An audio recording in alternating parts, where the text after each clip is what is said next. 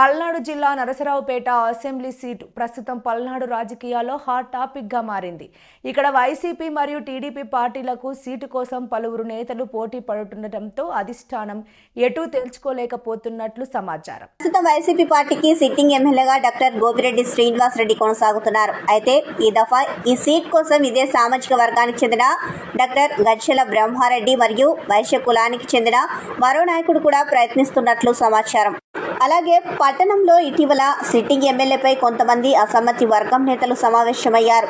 ఈసారి సిట్టింగ్ ఎమ్మెల్యేకు టికెట్ ఇవ్వకూడదని, ఇచ్చినా ఈయన గెలుపుకు సహకరించకూడదని వారు నిర్ణయించుకున్నట్లు సమాచారం. ఈ నేపథ్యంలో పార్టీ అధిష్టానం ఈ నియోజకవర్గంలో సీటు ఎవరికి ఇవ్వాలన్నా దానిపై కసరత్తు చేస్తోంది. ఇదిలా ఉంటే sitting MLA doctor Gopireddy Srinivasa Reddy మాత్రం సీటు మళ్లీ తనకే వస్తుందని, తనపై ఎటువంటి అసమ్మతి లేదని ధీమా వ్యక్తం చేస్తున్నారు. అలాగే టీడీపీ పార్టీలు కూడా ఇక్కడ సీటు వ్యవహారంపై అధిష్టానం మల్లగులాలు పడుతున్నట్లు సమాచారం. గత అసెంబ్లీ ఎన్నికల్లో ఇక్కడి నుంచి ఈ పార్టీ తరఫున డాక్టర్ చెదలవాడ అరవింద్ బాబు పోటీ చేసి ఓటమి పాలయ్యారు.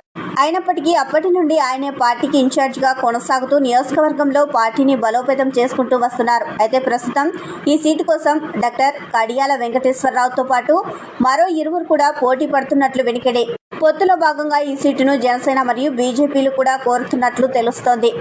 అలాగే వైసీపీ పార్టీకి చెందిన ఎమ్మెల్సీ గంజా కృష్ణమూర్తి కూడా తెలుగుదేశం పార్టీలో చేరి గురజాల లేదా నరసరావుపేట సీటును ఆశిస్తున్నట్లు మరో ప్రచారం జరుగుతోంది.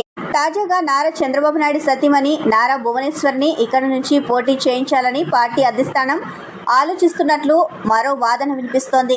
నిజం గెలవాలి కార్యక్రమంలో భాగంగా ఇటీవల నరసరావుపేటకు వచ్చిన నారా భువనేశ్వర్కి అపూర్వ ఆదరణ లభించిన సంగతి తెలిసిందే.